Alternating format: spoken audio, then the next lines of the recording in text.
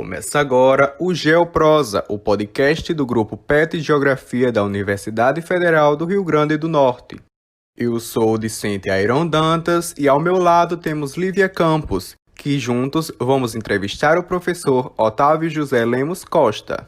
E neste último episódio do ano de 2020, vamos abordar o tema especial de Natal, o que tange as celebrações do fim do ano.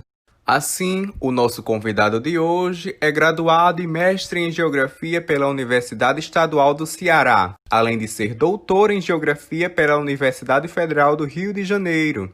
Atualmente, Otávio Costa é professor no curso de graduação e no programa de pós-graduação em Geografia da Universidade Estadual do Ceará, onde desenvolve pesquisas na área da geografia cultural, especificamente voltada para a temática de espaço, cultura e patrimônio, paisagem vernacular e geografia e cinema. Então, seja muito bem-vindo, professor Otávio. Primeiramente, vou fazer um breve histórico do que é o Natal, né? A questão de como o Natal surgiu. Então, 7.000 anos antes da própria comemoração do nascimento como o cristianismo comemora a questão do Natal, é bem notório a questão das festas pagãs que já existiam. Tinha a comemoração do solstício de inverno no hemisfério norte, que era a comemoração que as pessoas daquele tempo faziam. Outros povos também, como a questão dos povos romanos, comemoravam o Festival da Saturnália, que era muito voltado à questão da agricultura, porque por o solstício de inverno ele marcar a questão da noite mais longa do ano, após essa noite, a questão do tempo que o sol durava no dia, passava mais tempo no dia, influenciava nas questões das práticas agrícolas. Então, percebemos que havia essa questão dessa comemoração dessas festas, mesmo antes do nascimento de Jesus, comemorar o nascimento de Jesus. Então, com a concretização do cristianismo, o Papa Július, ele começou, então, a consolidar a questão que Jesus Cristo tinha nascido nesse período, por mais que hajam algumas outras doutrinas que trabalham a questão do nascimento em outros períodos do ano. Mas para haver essa substituição, não ter mais a questão da comemoração das festas pagãs, dando vez ao cristianismo que comemora essa questão do nascimento de Jesus Cristo, foi concretizado, então, o nascimento nessa data. Então, nós percebemos como o Natal era comemorado tanto nos primeiros anos e também na Idade Média, que por mais que tenha ocorrido essa intensificação do cristianismo, durante a Idade Média houve uma retomada de algumas práticas vistas como pagãs, que tem a questão dos próprios símbolos de Natal. Muita gente acaba se perguntando de onde surgiram os principais símbolos do Natal. E os sinais representativos dessa comemoração festiva é variável a partir dos seus significados e origens, seja ela pagã ou religiosa. Quando falamos no cenário do nascimento de Jesus, é notável que a representação mais presente em nossa mente seja o presépio. E aí, durante esse momento, conhecemos os elementos que nele figuram, como a Sagrada Família, composta por Jesus, Maria e José, além dos 3 reis magos, e também os animais, os pastores, o anjo, a estrela, o ouro, o incenso e a mirra. A montagem do presépio natalino é uma tradição bastante forte no campo religioso. Para isso, o primeiro presépio foi criado por São Francisco de Assis, já no século XIII, na Itália. A representação dele serviu como uma forma das pessoas compreenderem melhor o momento do nascimento de Jesus. Um outro complemento que não pode faltar durante o período é a ceia de Natal, que, segundo a literatura, originou-se na Europa, onde as pessoas costumavam deixar a porta de suas casas abertas para receber viajantes e peregrinos, para confraternizar aquela data tão significativa e especial para os cristãos. Mas e a árvore de Natal? O que ela tem a ver com o nascimento de Jesus? Um dos símbolos mais emblemáticos da festa, a tradição da árvore é bem mais recente, comum a católicos, protestantes e ortodoxos, remontando ao período de Martinho Lutero, onde já consideravam as árvores como um símbolo divino porque eram utilizadas para comemorar a chegada do inverno, mas não se sabe exatamente em qual cidade e por quem ela tenha surgido. E, de toda forma, a prática de enfeitar o pinheiro foi levada para outros países. Por último, mas não menos importante, tem um personagem que não pode ficar de fora dessa lista, não é verdade? O Papai Noel, um dos símbolos mais importantes da festa. A figura é inspirada em um bispo turco do século IV chamado São Nicolau, que costumava anonimamente deixar moedas próximas às chaminés das pessoas mais necessitadas. Porém, os trajes de um bispo são bem diferentes do que conhecemos ao Papai Noel. Por isso, a adesão da imagem de um homem alegre, com barba branca e um casaco vermelho, tornou-se popular nos Estados Unidos e no Canadá a partir do século XIX. E com o tempo, além do uso visual na publicidade, a generosidade acabou invadindo os corações de todos na época natalina.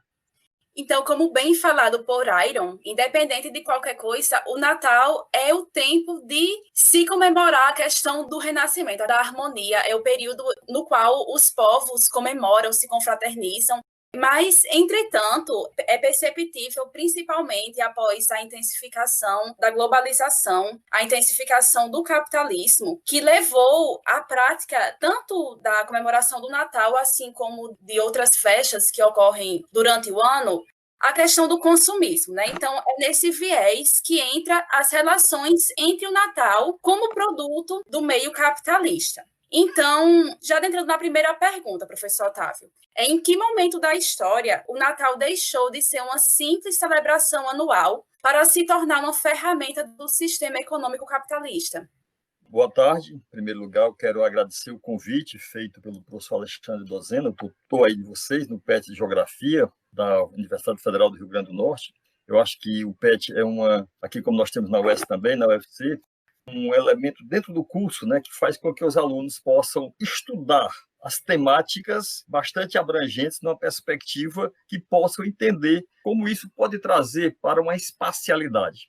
Né? A gente tem que pensar, mas Natal é um assunto de festa, religião, mas como diz um grande geógrafo que nos deixou bem precoce, o Dennis Cosgrove, ele vai dizer que a geografia está em toda parte, né? The geography is everywhere, a famosa frase dele que é muito pensada para entender como isso pode ser pensado na geografia. Então, a gente pode discutir determinados aspectos associados ao consumo, ao turismo, dentro de uma especialidade. Mas, voltando especificamente para a pergunta, diz que, historicamente, em que momento da história o Natal deixou de ser uma simples celebração anual?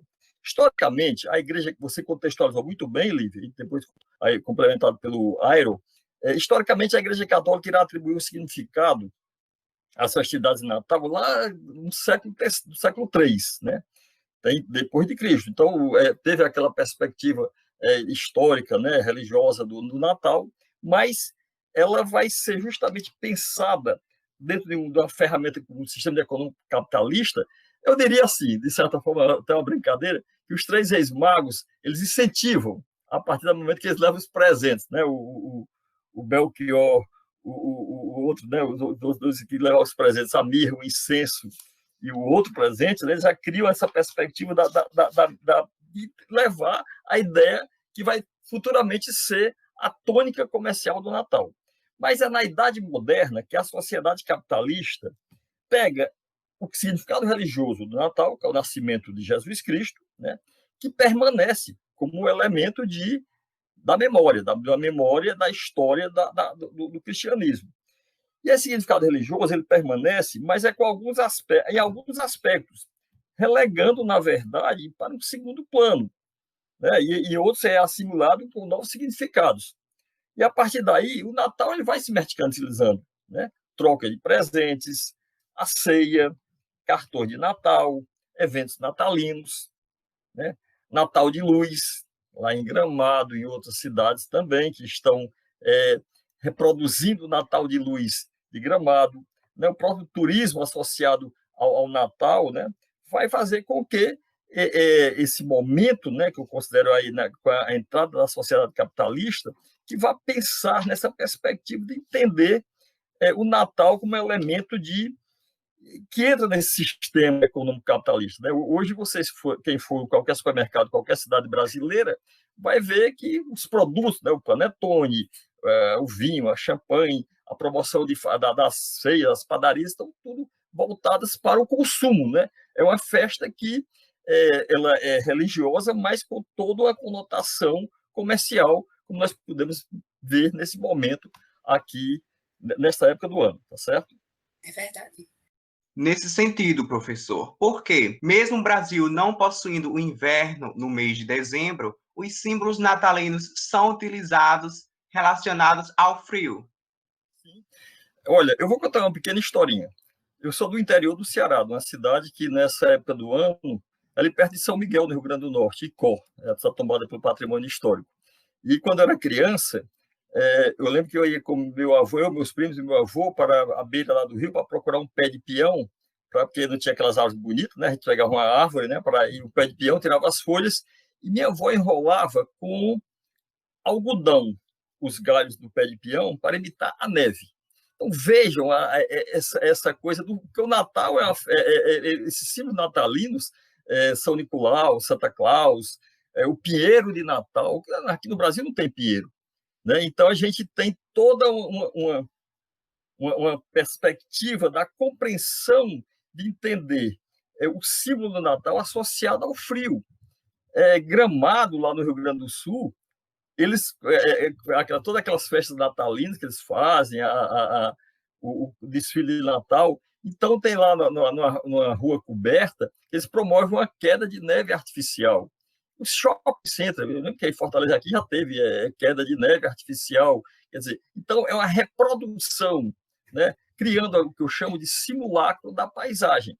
O Natal aqui no hemisfério sul, aqui nas regiões tropicais, elas fazem um simulacro da paisagem, a partir da figura do Papai Noel, a partir dos elementos associados ao Papai Noel com aquela roupa de frio, né, num clima tropical nosso super quente, com neve artificial, com o pinheiro, enfim, com todo o processo que é associado à dimensão do hemisfério norte, dos países setentrionais, tá certo?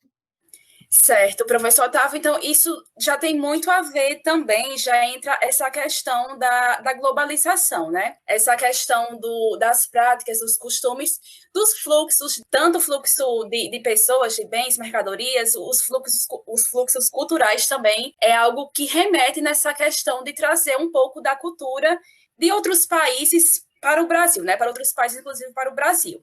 Então, já nessa perspectiva da globalização, como o advento e os novos meios de comunicação auxiliam na perpetuação da cultura capitalista do Natal?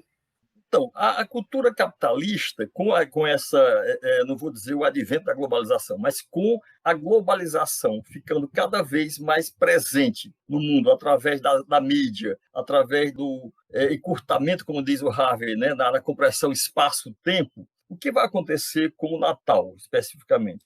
Então, você vai ter essa homogeneização dos hábitos pertinentes à festa natalina. Quer dizer, a gente repete nessa perspectiva, além de outras festas que acontecem lá no mundo setentrional. Por exemplo, o Halloween. O Halloween hoje está quase que ficando uma coisa muito presente, uma festa típica da cultura americana, que é transportada para o Brasil através de quê? Através da cultura inglesa, dos cursos de inglês. Eu lembro, quando eu estudava inglês, eu fui falar a primeira vez em Halloween, quando o curso de inglês que eu frequentava começou a fazer festinha de Halloween. E o que é que acontece? As escolas começam a reproduzir essas festas dentro, porque trazendo dentro desse espírito de globalização para o nosso cotidiano. Da mesma forma, o Thanksgiving, né, a Dia de Ação de Graças, que passa a ser também já querendo ser comemorado aqui do Brasil. Então, a gente esse hábito de trazer os rituais de uma festa, as crenças, para as nossas que não são presentes na nossa cultura, né? E às vezes a gente até relega determinadas práticas para a nossa cultura, para o entendimento de um lazer que tão é presente na cultura brasileira, para atender a esse espírito da globalização.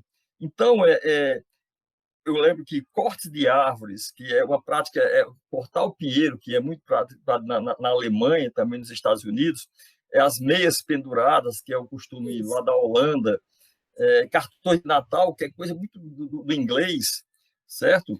A manjedoura, que é prática italiana, hoje estão absorvidas dentro desse processo de um Natal globalizado, né? Eu lembro que até fico feliz porque aqui em Fortaleza tem o Clube dos Diretores Lojistas, né? Eles fazem, esse ano vai fazer por conta da pandemia, mas eles fazem aquele Natal numa praça aqui em Fortaleza, onde, até imitando Curitiba, tem um hotel bem antigo no centro, que as crianças ficam na janela cantando, isso já existe aqui há bem 20 anos ou mais. E o Papai Noel aqui, ele não é mais com aquele Papai Noel com aquela roupa pesada, é um Papai Noel com chapéu de tipo lampião, um Papai Noel bem nordestino, e as redes, a árvore de Natal aqui, tanto na Praça Portugal quanto na Praça do Ferreira, são feitas de redes de dormir, a gente rede bem tipicamente aqui do Nordeste, né? É uma coisa boa porque é uma coisa do global, mas trazendo elementos da cultura local.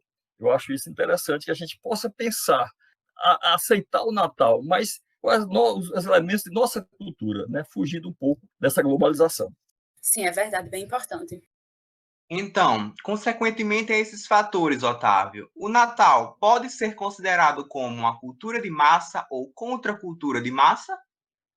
Olha, como cultura de massa ou como contracultura? Como cultura de massa, pretende-se aqui entender um conjunto de práticas, né, refere-se a esse conjunto de práticas simbólicas, rituais, que adotam um consenso universal. Então, o Natal hoje a gente pode dizer que é uma cultura de massa, porque, guardando toda a dimensão das classes sociais, ela, dentro do espírito do cristianismo, ele é aceito como uma cultura de massa. Então, ele é fortemente influenciado pela mídia de massa, que, a partir de outubro, começa a invadir nossas casas com as músicas natalinas, mais eivadas de um espírito consumista para a compra, né? Que influencia no cotidiano da sociedade, que, de certa forma, nos leva a uma aceitação consensual, né? Eu tenho que preparar para a ceia, eu tenho que comprar uma roupa nova, o presente é um amigo secreto. Então, isso passa a ser quase que uma forma generalizada que vai ser pensada nessa dimensão da cultura de massa.